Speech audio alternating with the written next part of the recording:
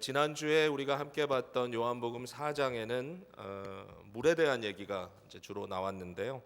요한복음 6장으로 넘어오면 6장에는 양식, 떡에 대한 이야기가 많이 등장을 합니다. 6장의 맨 앞부분에는 여러분이 잘 아는 5개 떡과 2개의 물고기를 가지고 예수님께서 5천 명을 배불리 먹이시고 12광줄이나 남겼던 바로 이 오병이어 사건이 기록되어 있고요.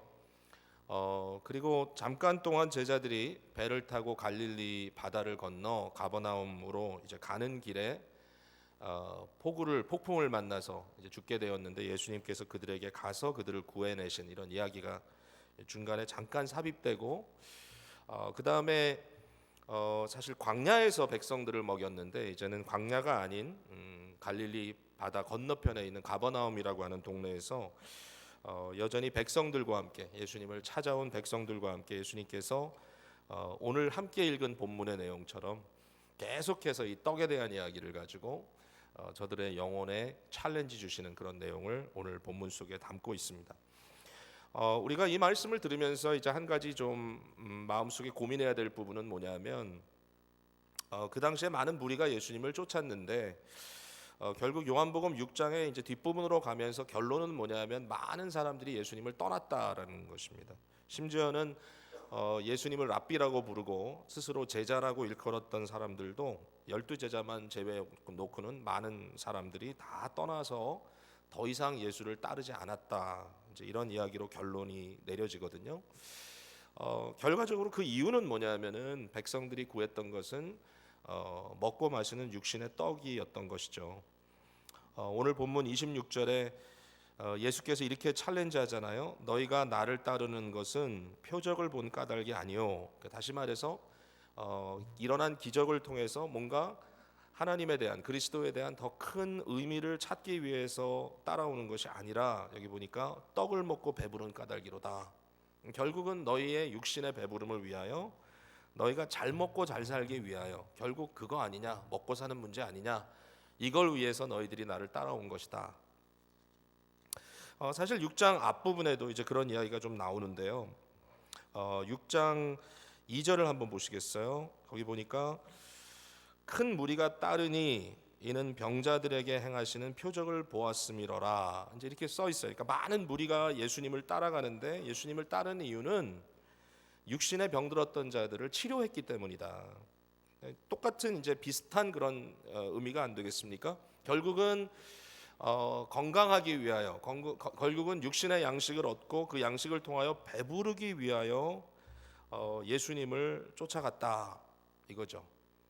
이게 이제 결론적으로 심각한 믿음의 도전이 되는 것입니다. 그러니까 오늘 이 말씀을 통해서 저와 여러분이 결론적으로 결국 먹는 게 중요한 거야. 결국 나도 먹고 배부르지 않으면, 결국 내 등도 따시지 않으면, 결국 나도 병 고치지 않으면, 나도 세상에서 남들처럼 좀 잘 나가지 않으면 신앙이 무슨 의미가 있단 말인가. 이런 이 잘못된 결론으로 치닫을 수 있는 가능성이 있다라는 것입니다. 우린 그만큼 세상의 것에 예민하게 살고 있기 때문이죠. 자, 어쨌든 앞부분에 나와 있는 이 내용부터 잠깐 한번 생각해 볼게요. 이제 예수님께서 오병이어를 가지고 5천 명 이상을 먹이시는 그러한 사건인데요. 보시다시피 이 사건은 배고픈 사람들에게 양식을 주는 사건입니다. 안 먹으면 죽거든요. 그러니까 결국 이 사람들이 육체적인 필요도 채워야만 했기 때문에 예수님께서 그들에게 배고픔을 양식으로 채워주는 기적을 베푸신 것이죠. 근데 여기서 이제 우리가 놓치지 말아야 되는 거예요. 요한복음이 말하고 있는 이적, 다시 말해서 요한복음에 나타나는 모든 초자연적인 일들은 그것이 병자를 고치는 일이든 소경이 눈을 뜨는 일이든 물로 포도주를 만드는 일이든 아니면 오병이어로 5천 명을 먹이시는 일이든 이 모든 것들은 그 자체의 어떤 해프닝으로서의 의미를 갖고 있는 것이 아니라 그것이 무엇을 말하려고 하는가, 그것이 과연 하나님에 대하여 하나님께서 하시는 일에 대하여 무엇을 말하려고 하는가, 결국 그 안에 담겨져 있는 메시지를 우리가 놓치면 안 된다는 거죠. 메시지 곧 말씀입니다. 말씀. 그러니까 그러니까 이 사건을 통하여 우리는 말씀을 들어야 됩니다. 말씀을 받아야 되고 말씀을 깨달아야 되죠. 결국 그 결론은 뭐죠? 말씀이신 예수 그리스도시죠. 결국 우리에게 계속 예수 그리스도가 답이다라고 하는 것을 끊임없이 재발견하고 재발견하게 하는 그런 내용인데, 자, 오늘 5천 명을 먹이셨던 사건도 그런 맥락에서 이제 일이 진행이 됩니다. 결국은 예수님이 누구시냐? 예수님은 바로 모세를 통하여 예언하셨던 바로 그 선지자다. 예수님께서 바로 모든 이스라엘 백성들이 기대하던 바로 그 구원자, 그 선지자다. 이게 무슨 얘기인가 하면, 여러분, 모세가 광야에서 이스라엘 백성들을 40년 동안 이끌어갈 때 어떤 이제 기적이 일어났나요? 무엇보다도 여러분 기억에 남으시는 여러 가지 있겠지만 그 중에 만나를 먹었던 기적입니다. 광야에서 무슨 먹을 게 있습니까? 더군다나 그 엄청난 이 무리가, 이 인파가 도대체 그 계속 이동하는 가운데 뭘 먹고 살겠냐는 거예요. 농사를 질 수도 없고 뭐 안 된단 말이죠. 근데 이러한 엄청난 딜레마에 빠져 있는 이 백성들에게 하나님께서 해결하는 방법은 그들의 배고픔을 하늘의 떡으로 먹여주시는 일이었다는 거죠. 매일 아침마다 일용할 양식 그들에게 주셨어요. 예수님께서 우리에게도 일용할 양식을 구하라고 하셨는데, 정말 이스라엘 백성들에게 만나라고 하는 일용할 양식을 내려주셔서 그들이 40년 동안 만나를 먹고 광야에서 살아났다는 겁니다. 참 놀랐습니다. 만나를 먹었고요, 메추라기도 먹었고요, 그리고 물도 마셨어요. 어디서 나오는 거? 반석에서 터져 나오는 물을 마셨어요. 우리가 너무 잘 알지만 이 반석은 그리스도를 의미하는 것이고, 결국 만나도 예수님을 의미하는 것인데, 어쨌든 이 사건을 재현해내신, 만나 사건을 재현해내신 예수 그리스도의 역사입니다. 하나님께 구하여 만나가 내려진 것처럼 예수님께서 보리떡 5개와 물고기 2마리를 가지고 축사하시고 그것을 축복하셔서 그것을 떼어 나눌 때에 없는 것이 있게 된 것이죠. 먹을 수 없었던 사람들이 먹게 된 것이죠. 말도 안 되는 일이죠, 사실은. 그러나 이러한 놀라운 이적이 일어났다는 것입니다. 그 결론이 뭡니까? 결론이 14절에 보니까 그 사람들이 예수께서 행하신 이 표적을 보고 말하되 이는 참으로 세상에 오실 The Prophet, 그 선지자다. 이렇게 저들이 결론을 내렸습니다. 그리고 예수님을 잡아서 왕 삼으려고 했던 거죠. 이분이 바로 모세가 말했던 그 선지자구나. 제가 빨리빨리 말씀드릴게요. 여러분 다 찾으실 시간을 제가 드리지 않겠습니다. 신명기 18장 15절에 보면 이런 얘기가 있어요. 들어보세요. 내 하나님 여호와께서, 자, 이건 이제 모세가, 신명기는 모세의 세계 설교가 기록된 거잖아요. 모세가 이제 마지막으로 백성들에게 가나안에 입성하기 전에 준 설교 속에 이런 말을 합니다. 내 하나님 여호와께서 너희 가운데 내 형제 중에서 너를 위하여 나와 같은 선지자 하나를 일으키시리니 너희는 그의 말을 들을지어다. 이게 모세가 백성들에게 준 언약, 이 약속입니다. 예언입니다. 자, 하나님께서 너희들 가운데, 이스라엘 가운데 형제 중에서 너희를 위하여 나와 같은 선지자 하나를 일으키신다. 너희는 그의 말을 듣고 순종해라. 이스라엘 백성들은 모세가 그들을 떠난다는 것에 대해서 굉장히 불안했겠죠. 근데 모세가 그들에게 약속한 것은 백성들 사이에서 또 하나의 선지자가 나오는데 바로 그가 모세와 같은 선지자다. 그러므로 모세가 못 마친 일을 그가 이룰 것이다. 이렇게 이제 얘기를 했단 말이죠. 그러니까 일반적으로 여러분 그 구약의 역사를 아는 의미에서 이 말은 여호수아에 대한 얘기가 아니냐라고 당연히 우리가 생각할 거예요. 신명기 34장 9절에 보면은 맞습니다. 맨 마지막 신명기의 사건은 모세가 눈의 아들 여호수아에게 안수하고 그에게 지혜의 영이 충만하니까 이 여호수아에게 여호와께서 모세에게 명령하신 대로 여호수아의 말을 순종하게 되었다. 결국은 여호수아가 모세를 대신하여 이스라엘 백성을 인도해내는 선지자가 되었다라는 얘기 아니겠어요? 근데 여기 이제 트위스트가 나오는 거죠. 한번 비트는 겁니다. 왜냐하면 바로 그 말 이후에 10절에 보면 이런 말이 써 있어요. 그 후에는 이스라엘의 모세와 같은 선지자가 일어나지 못하였나니 모세는 여호와께서 대면하여 하셨던 자요 등등 여러 가지 그가 한 일에 대해서 기록하고 있어요. 여호수아를 안수하여 여호수아로 모세를 대신하여 이스라엘의 영도자가 되게 했다라는 말을 하자마자 하는 말이 뭐냐면 그러나 이스라엘에는 모세와 같은 선지자가 일어나지 않았다. 다시 말해서 모세가 말했던 그 예언의 말씀이 성취되지 않았다. 여호수아가 아니었다. 여호수아도 아니고 그 어느 누구도 아니고 이제 계속하여 백성들이 기다려야 할 대상이 있는데 그가 바로 모세가 예언했던 그 선지자다. 그가 누구냐? 이 백성들을 구원할 그가 누구냐라는 그 질문을 계속하고 있는데 요한복음에 이 말이 계속 반복해서 나옵니다. The prophet, 그 선지자. 심지어는 유대의 리더들이 세례 요한에게 가서 질문합니다. 네가 바로 그 선지자냐?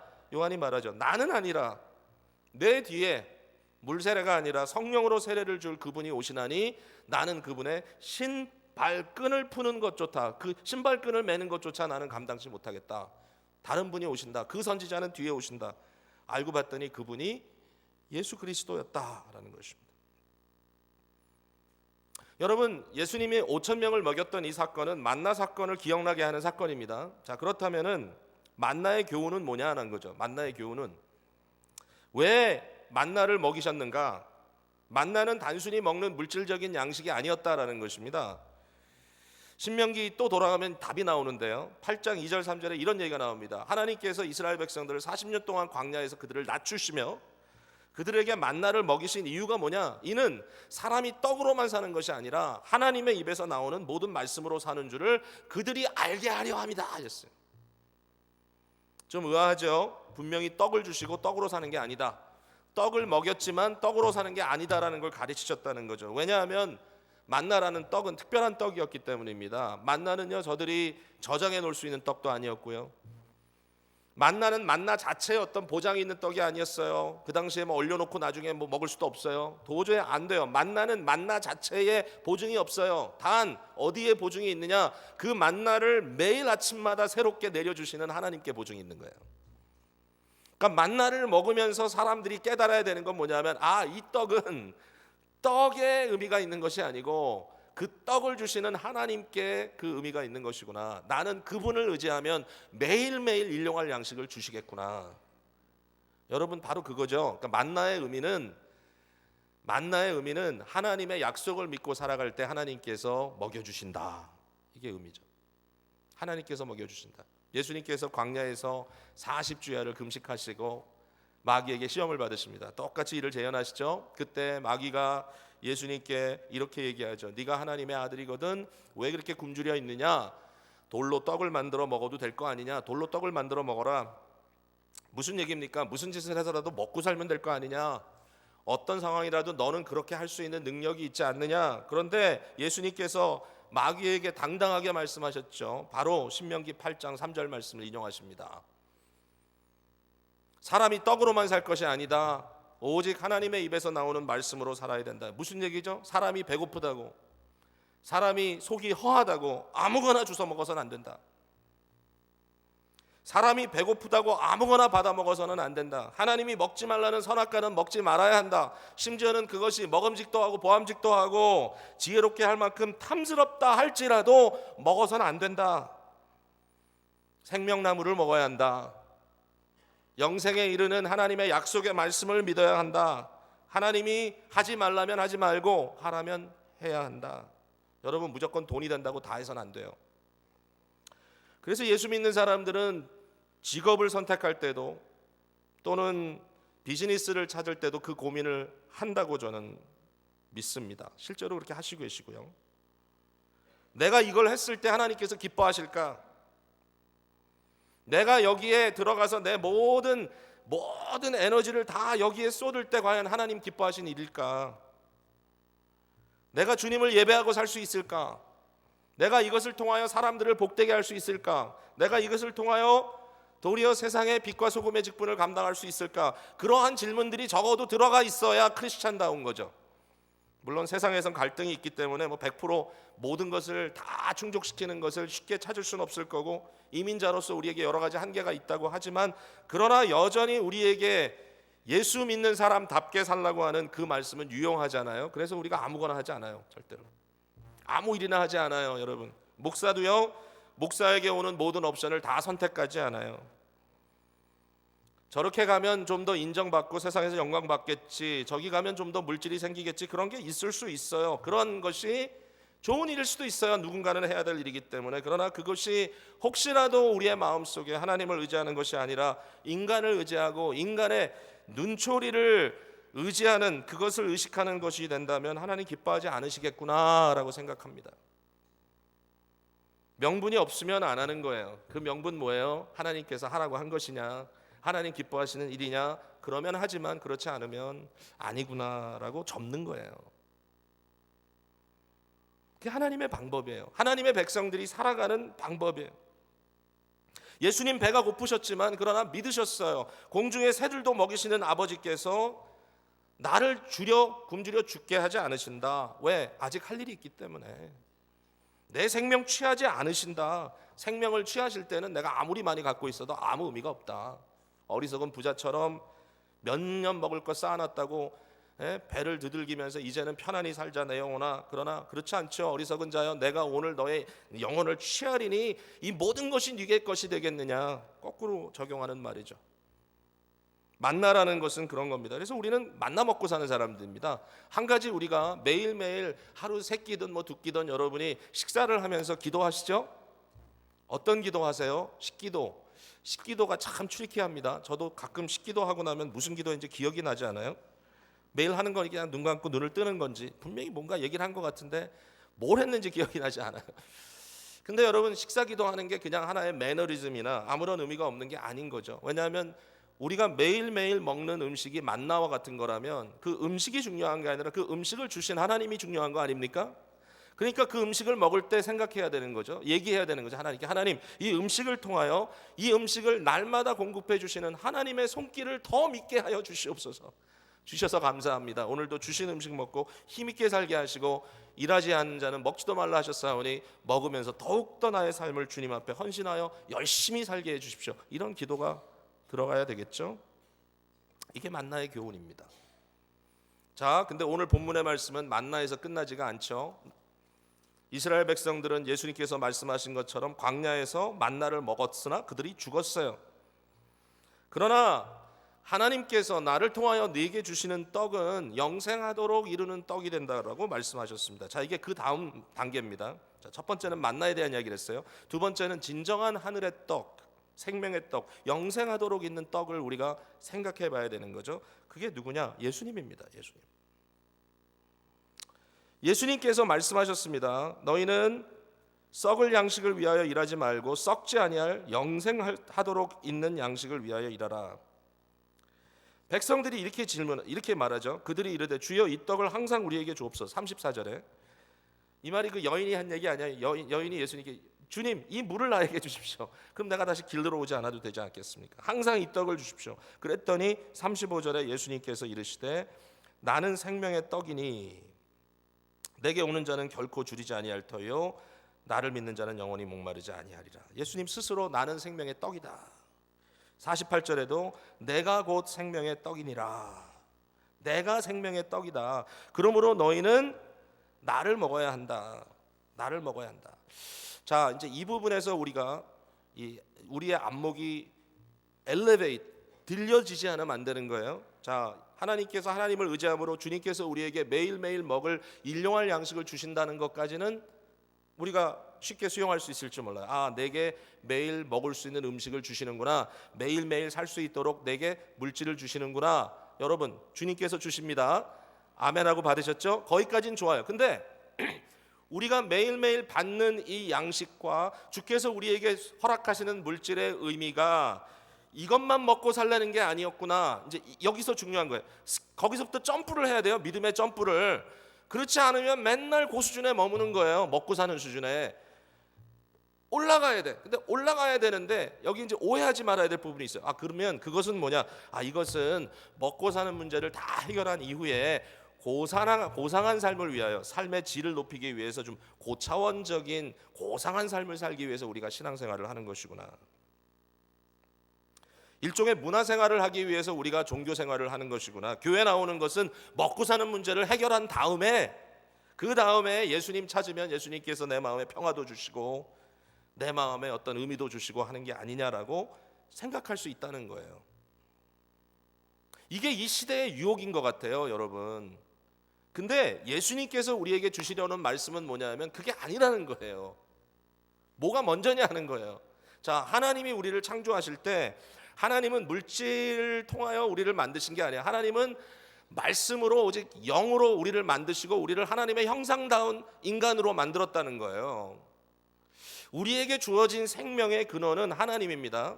여러분, 하나님으로부터 왔어요. 그리고 하나님으로부터 온 생명이 풍성한 삶으로 우리 속에서 역사하기 위해서 정말 필수적인 요건이 뭐냐면은 하나님과 교통하는 거예요.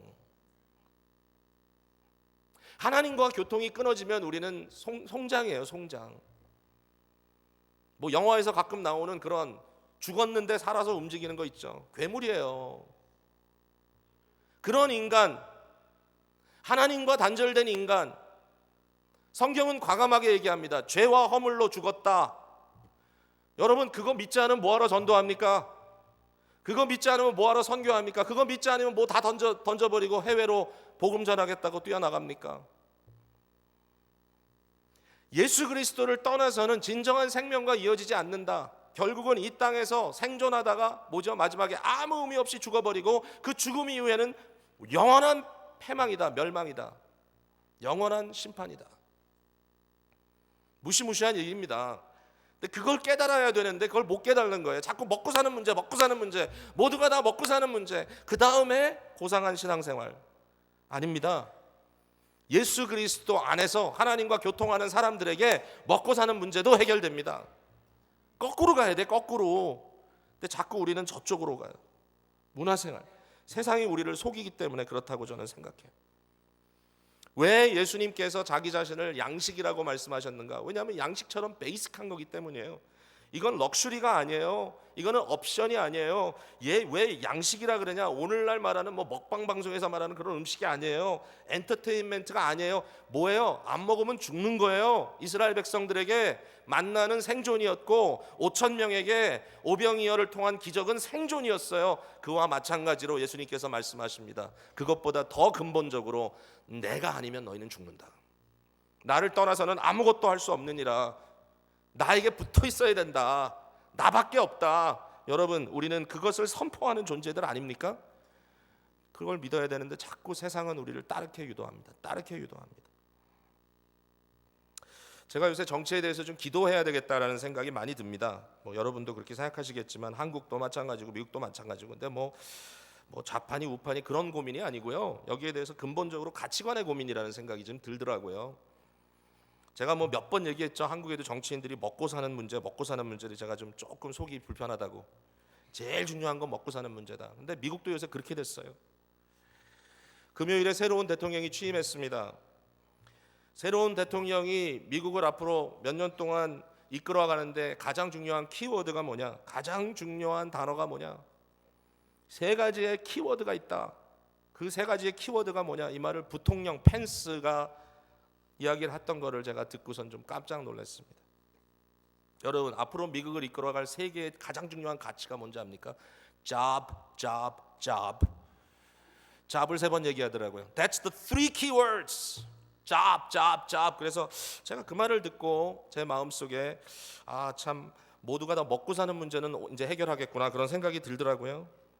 먹고 사는 거 중요하죠. 잡이 있어야죠. 생산적인 삶을 살아야죠. 이것은 단순히 인간의 생존보다 어떤 본인의 존엄성을 의미하는 것일 수도 있어요. 그러므로 그것을 이야기하는 것은 의미가 아주 없다고 생각하지 않아요. 그러나 잡이 중요한 이유가 있을 거 아니에요.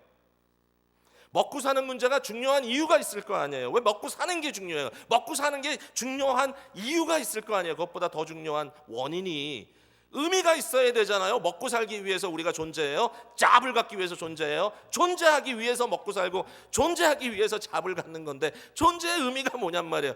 그걸 정치인에게 요구하는 거는 좀 너무 요구가 과한 거 아니냐 그런 생각도 들긴 드는데 하나님께서 미국이든 한국이든 영도자를 세울 때 하나님이 세우신대요. 성경에 이렇게 써 있어요. 그리고 백성들을 먹이시는 거 하나님의 일반 은총이에요. 그것도 은혜예요. 은혜. 먹고 사는 것도 은혜예요. 정치가 해야 할 일이 있어요. 성경에 보니까 이런 얘기 나와요. 선을 장려하고 악을 억제하고 공의로 나라의 질서를 잡는 일. 다시 말해서 개인의 생존과 개인의 어떤 자기 채움으로 끝나는 이기적인 개인적인 삶이 아니라 그것을 민족 단위, 나라 단위, 국가 단위 공동체로서 어떤 공동체적인 어떤 사회성의 의미로 그것을 확산시키는 역할을 위해서, 그것을 보호하기 위하여 국가가 존재하고 영도자들이 존재를 한다. 그래서 생각하는 거예요. 맞아요. 민주주의도 중요해요. 왜냐하면 주권이 백성에게 있어요.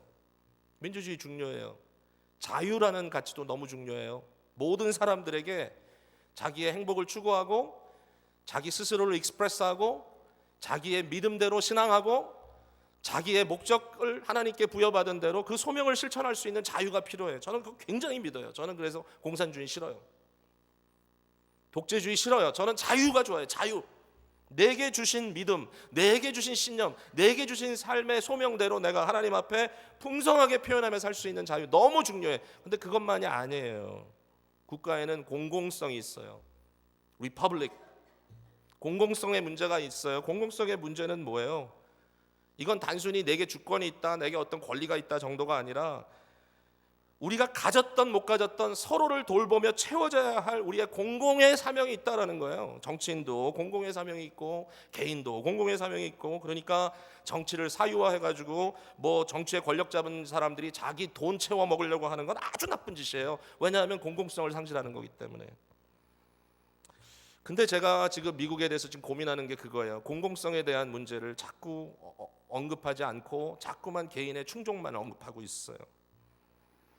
결국 불평과 불만이 가득해요. 비즈니스 모델로 자꾸 가요. 자꾸 특정한 사람을 비판하는 것 같아 좀 죄송하긴 한데 걱정은 좀 된다는 거예요. 뭐 잘하겠죠. 근데 걱정은 되는 게 비즈니스 뭐예요? 상대를 제압해서 내게 이익을 남기는 거잖아요. 국제적으로도 모든 관계 그렇게 하겠다. 저는 그렇게 생각하지 않아요. 적어도 미국이라면, 여태까지 미국이 가졌던 이상이라면, 물론 미국이 항상 잘한 건 아니지만 그래도 우리만 잘 먹고 잘 살겠다고 미국이 지금까지 왔는가? 적어도 미국 같은 슈퍼파워라면, 미국이 사람의 인권도 존중하고 어떤 국가의 의미도 존중하고 바운더리도 존중하는 그런 정말 국가라면 우리가 다른 나라와의 관계에서도 공공성을 유지하고 모두가 다 잘 살 수 있도록, 모두가 다 의미를 가질 수 있도록 도와야 되지 않겠는가? 그게 미국 아닌가?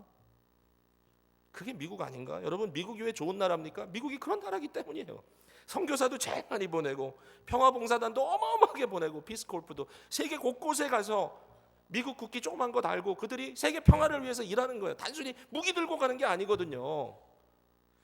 인권의 이름으로, 공의의 이름으로 가는 거거든요. 여러분, 한국도 좋은 나라 됐어요. 왜냐하면 한국도요 선교사 많이 보내요. 선교사뿐만 아니라 한국도요 코이카 뭐 이런 거 대단해요. 지금 한국도 피스콜 운동이 엄청나요. 평화봉사단이 수많은 젊은이들이 World Friends of Korea 이래가지고 이름을 달고요. 곳곳 아프리카 곳곳에 가면 이민자들이 있는 게 아니에요. 평화봉사단들이 와서 몇 년씩 거기서 일하고 있어요. 그래서 한국도 좋은 나라가 된 거예요. 공공성을 갖고 있기 때문에. 왜 갑자기 예수님 얘기하다 이런 얘기하느냐, 여러분 그럴 수 있어요. 근데 이게 뭐냐면 저는 삶 전반에 미치는 의식의 변화라는 겁니다. 의식의 변화. 먹고 사는 거는 수단이에요. 먹고 사는 거는 목적이 아니에요. 먹고 사는 게 목적인 것은 짐승이에요. 생존이 목적인 건 짐승이에요. 인간은 생존의 목적이 있잖아요. 그것은 하나님께 달려 있어요. 인간은 불멸의 존재예요. 우리의 영혼은 죽지 않아요. 육신도 죽었다가 살아요. 그게 기독교예요. 놀라운 말이에요. 우리는 생존을 위해 존재하는 존재가 아니라 우리는 생존보다 거대한 하나님의 영광과 그의 기뻐하시는 바를 위하여 존재하는 자라는 하나님의 말씀의 선포를 붙들고 살아요. 그래서 의미가 있는 거예요. 여러분, 그렇게 사는 존재들이에요. 좀 배짱 있게 사세요. 먹고 사는 문제 그러지 마세요. 하나님 영광 돌리는 문제, 어떻게 하면 내가 더 주님의 은혜 가운데 진정한 행복을 누리고 살 것인가를 고민하시는 거예요. 이건 호화가 아니에요. 이것은 인간에게 주어진 필수란 말이에요. 이게 바로 예수님의 생각이에요. 예수님은 이것 때문에 우리에게 오셨고, 예수님이 말씀하시는 건 그래, 나를 먹으면 너희가 그렇게 살겠다. 진정한 의미에서요, 소망은 예수님밖에 없는 거예요. 자, 이제 마지막입니다. 그러면 예수님을 우리가 어떻게 먹느냐? 예수님 어떻게 먹어요? 여기에 이제 중요한 키는 믿음입니다. 믿음. 자, 먹음과 믿음은 같은 거예요. 먹음과 믿음. 하나님께서 보내신 이를 믿는 것이 하나님의 일이다. 이 일이 뭐죠? 썩지 않는 양식을 구하는 일이 바로 하나님의 보내신 자 예수 그리스도를 믿는 것이다. 예수님을 믿는다. 예수님을 먹는다. 당시 사람들은 좀 오해를 했어요. 예수님이 내 살을 먹고 내 피를 마시면 너희에게 진정한 생명이 있고 그렇지 않으면 너희는 생명이 없다. 그러니까 어떻게 우리가 너의 살과 너의 피를 먹겠냐? 다시 말해서 우리가 뭐 식인이냐? 이게 우리가 그래야 되냐? 아마 초대교회에서는 이 말씀을 이제 이렇게 문서화해서 그들이 읽었을 때 이 말의 의미를 그들은 성찬의 의미로 받았을 것 같아요. 예수님의 살인 떡과 예수님의 피 포도주를 먹고 마시는 우리들. 그래서 날마다 성례에 참여하며 때에 따라 성례에 참여하며 그것을 통하여 그리스도의 생명을 공급받는 것이 곧 먹고 마신 일이다. 이렇게 생각했을 것 같아요. 그러나 저는 여기에서 한 단계 더 들어가고 싶어요. 왜냐하면 심지어는 성례조차도 성예입니다. 예식. 물론 거기에는 비밀스러운 영적인 작용이 있습니다. 그리스도께서 영적으로 성령으로 임재하셔서 역사하시는 게 있어요. 그러나 중요한 건 그거죠. 떡은 떡일 뿐이다. 포도즙은 포도즙일 뿐이다. 우리는 떡이 실제적으로 예수님의 몸으로 바뀌고 실제적으로 포도주가 예수님의 피로 바뀐다라고 생각하진 않아요. 소위 이 화채설 바뀐다라는 그런 것은 이제 구교에서 이야기를 하는 건데 그것도 굉장히 컴플렉스하죠. 사실은 간단하지 않고. 그러나 오해하지 말자는 거죠. 그것 자체가 바뀐다. 그렇지 않다. 그러나 그것을 우리가 영적인 의미로 받았을 때 영적인 능력이 있다 이렇게 믿는 거예요. 그러니까 예수님께서 먹고 마시는 문제를 쭉 얘기하다가 백성들이 좀 이해를 못하고 제자들도 예수님을 떠나가니까 설명을 하십니다. 63절 볼까요? 자, 63절 봅니다. 자, 같이 봅니다. 63절 시작. 살리는 것은 영이니 육은 무익하니라. 내가 너에게 이른 말은 영이요 생명이라. 그러니까 결국 그거잖아요. 나는 너에게 영적인 교훈을 주고 있는 것이다. 즉 다시 말해서 지금 이 순간에 우리가 예수 그리스도를 먹는다는 것은 실제로 피지컬리 먹는다라는 의미가 아니라 먹는 것 같은 믿음이라는 의미인 것이죠. 믿음은 보이지 않는 곳의 실상이니까요. 그러니까 예수님을 믿는다는 것은 예수님을 먹는다는 말과 동일한 말인 거죠. 여기서 요걸 이제 우리가 좀 생각해 봐야 되겠는데, 음식을 내 입에 넣고 맛을 보고 음식을 씹고 음식을 삼키잖아요. 그것처럼 우리가 예수 그리스도를 믿는다는 게 뭐냐? 믿는다는 게 그럼 나 믿습니까 여러분? 정말 믿어요? 믿는다는 게 뭐냐? 믿는다는 것은 실제로 나의 삶 속에 예수님의 선하심을 맛보고 예수님의 말씀을 묵상하여 씹고 예수님을 마음으로 받아들여 삼키는 것. 그러니까 믿음이라는 것 속에는 굉장히 구체적인 우리의 영적인 작용이 들어가 있다. 예수님 우리 눈에 안 보이는데 어떻게 예수님을 이렇게 먹느냐? 여기에 대해서 오늘날 예수님이 자신을 어떻게 보이시고 계시는가? 이걸 생각해 봄직하겠죠. 오늘날 여러분 예수님은 말씀으로 자신을 보이십니다. 그러니까 이건 그냥 하는 말이 아니에요. 기독교는 말씀 때문에 쓰고 말씀이 아니면 무너지는 거예요. Stand or fall. 말씀. 솔라 스크립투라. 말씀을 통해서 오직 말씀으로 우리의 신앙은 쓰든지 무너지든지 하는 거예요. 말씀이 없으면 무너지는 거예요. 제가 오늘 그 EM 예배 때 우리 조영천 목사님 설교를 들으면서 좀 약간 부끄러운 생각이 들더라고. 뭐냐면 조영천 목사님이 웨스트민스터 신앙고백서를 가르치겠다고 성경을 이제 정리해 놓은 내용인데 중국까지 가가지고 그거 했다고 이렇게 교인들에게 보고하는데, 문제는 뭐냐면 우리 교회 교인들은 웨스트민스터 신앙고백을 몰라. 우리 EM 성도들이 잘 모르는 것 같아. 생각해 보니까 이전에 한번 제가 남자들만 데리고 이렇게 소그룹으로 가르친 적이 있는데 가르친 것 같지가 않아요. 별로. 참 이상하다. 우리 교회에서는 안 가르치면서 왜 나가선 가르치지? 이런 생각이 갑자기 드는 거예요. 목사님 우리 제대로 합시다. 나가선 가르치는데 여기서는 다시 말해서 우리는 선교를 한다고 굉장히 자부심을 갖는데 우리는 채워지지 않으면 그 뭐예요? 그걸 가르쳐서 뭐 위선이라고 해도 좋고 좀 허상이라고 해도 좋고 좀 이거는 좀 이상한 거잖아요. 그죠? 그러니까 말씀 안에 내가 인격적으로 이 교리와 말씀을 부딪히며 소화시키는 그 과정이 나의 삶 속에 불꽃 튀듯이 일어나지 않으면 믿음의 역사를 깊이 체험할 수 없는데, 그러니까 헌신해야 되는 거예요. 거기에 대해서 성경 공부합니다 그러면 또 이러지 마시고 말씀에 대한 사모하는 마음을 여러분이 보이시는 것처럼 정말 한 단계 더 들어가서 어떻게 하면 이 말씀을 내가 좀 더 맛보고 좀 더 씹고 좀 더 삼킬 수 있을까? 못하면 못한다고 좀 외치세요. 우리 교사들이 제대로 못하면 목사님 좀 제대로 가르치세요. 이렇게 얘기해도 좋아요. 설교도 좀 제대로 하라고요. 이렇게 얘기해도 좋아요. 가끔 엉뚱한 말을 하는 교구들이 있어요. 설교 왜 그렇게 했냐고. 그럼 제가 다 들어요. It's okay. 괜찮아요. 그러나 중요한 건 그거예요. 그것이 여러분에게 단순히 뭐 오늘은 좀 뭐 졸렸다 이런 얘기가 아니라 나 갈급합니다. 나 배고픕니다. 나 목마릅니다. 그런 표현이라면 great. 먹어야 된다는 겁니다. 자, 그 다음에 또 하나는 성령님이죠. 성령님. 예수 그리스도를 이 순간에 대변해 주시는 보혜사는 성령. 성령의 은혜에 우리의 마음이 열려 있어요. 성령님의 충만함을 받아야 돼요. 죄와 싸워야 되고 그렇기 때문에 회개해야 되고 거룩한 영이 우리 안에 와서 역사하시고 거하시는 것을 사모해야 돼요. 그래야 주님과 함께 갈 수 있어요. 오늘도 우리의 마음을 열고 믿음으로 성령님께 계시니까 이곳에 우리 안에 주여 역사하소서. 내 삶이 성령을 근심되게 하는 것이 아니라 성령을 가득 채우시게 하는 충만한 삶이 되기를 원합니다. 이게 다 먹는 거예요. 먹는 행위. 또 하나 생각을 해보니까 예수님을 먹는 것은 성도들의 사랑이에요. 왜냐하면 교회가 예수님의 몸이기 때문이에요.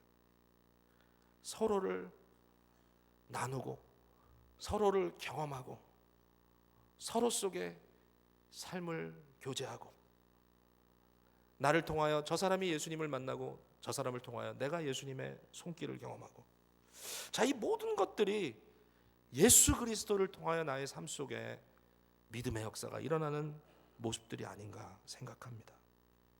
사랑하는 성도 여러분, 오늘 말씀을 제가 읽다가 왜 이 6장 중간에 이 디베랴 이 바다에서 갈릴리 바다에서 제자들이 풍랑을 만나는 사건이 거기 들어갔을까 이 고민을 좀 해봤거든요. 짧은 뭐 16절에서 22절까지 이야기인데 이 내용이 왜 먹는 이야기 하는 중간에 들어갔을까라는 생각을 해봤어요. 근데 갑자기 이런 생각이 나더라고요. 자, 예수님께서 5천 명을 먹이신 이후에 12광주리에 남겼습니다. 12광주리가 왜 남았을까요, 여러분? 12광주리 남은 이유는 12명이 걷었기 때문이라고 저는 생각하고요. 일단은 제자가 12명이니까 그래서 12명이 걷어서 12광주리를 남겼는데 이 남긴 광주리를 갖고 뭐 했을까, 여러분? 뭐 했을까요? 팔아먹었을까요? 제가 생각을 해보니까 제자들이 그날 다 일 끝나고 12광주리를 열심히 날라가지고 배에다가 싣고 가버나움으로 가고 있었을 것 같아요. 그러니까 이 배에는 12광주리가 있었을 것 같아요. 자기 거니까 예수님께서 가져라, 너 하나씩 가져라. 그거 들고서 가면서 무슨 생각했을까? 야, 앞으로 오랫동안 먹고 살 수 있도록 다 주셨구나. 자, 여기에 이제 몇 가지 느낌이 좀 다르죠. 어떤 분들은 나는 똑같은 음식은 두 번 다시 안 먹어, 이런 사람도 있어요, 우리 가운데. 어느 집사님 한 분이 나는 절대로 똑같은 거 두 끼 연속해서 안 먹는다 그래가지고 제가 참 위대한 분이라고 생각했는데 그렇잖아요. 여기 이거 뭐 오병이어 쪼가리 남은 거 이 찌꺼기 이걸 왜 먹어? 그럴 수도 있어요. 근데 여러분 자꾸 지금 생각하지 말라니까요. 그때로 돌아가. 생존이에요, 생존. 먹고 사는 문제가 중요. 이 사람들은 없어서 못 사는 거예요. 그러니까 이거를 받고선 그들이 얼마나 뿌듯했을까. 야, 12광주리. 야, 나한테도 이만큼 광주리에 지금 떡과 생선이 지금 쪼가리지만 남아있다. 이거 먹으면 적어도 며칠은 견디겠구나. 이렇게 생각하고 배를 타고 가는데 문제가 뭐죠? 그 배가 풍랑에 부딪혀. 생존의 문제가 떡에 달려있는 줄 알았는데 떡이고 뭐고 오늘 내 생명 다 하겠어.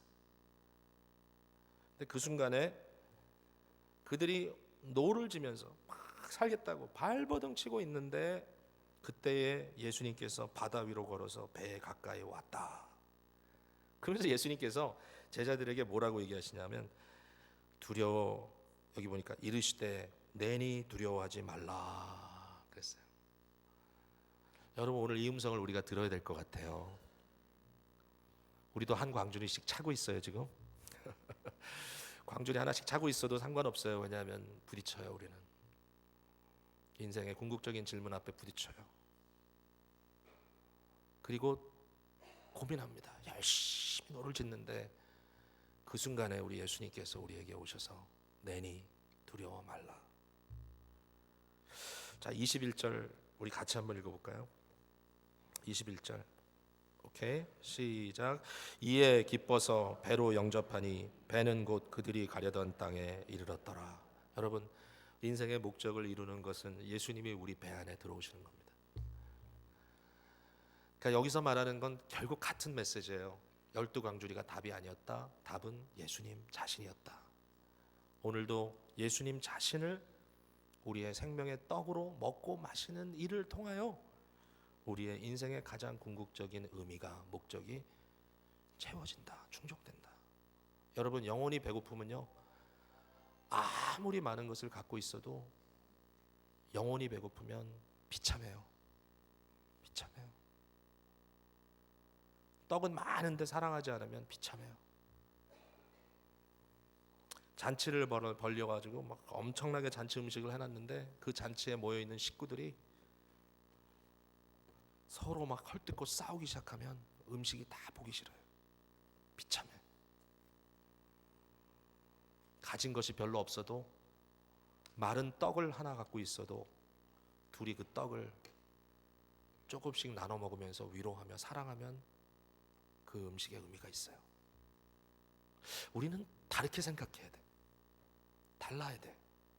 계속 얘기하지만 요한복음이 강조하는 기독교의 믿음은 외형적인 신앙이 아니야.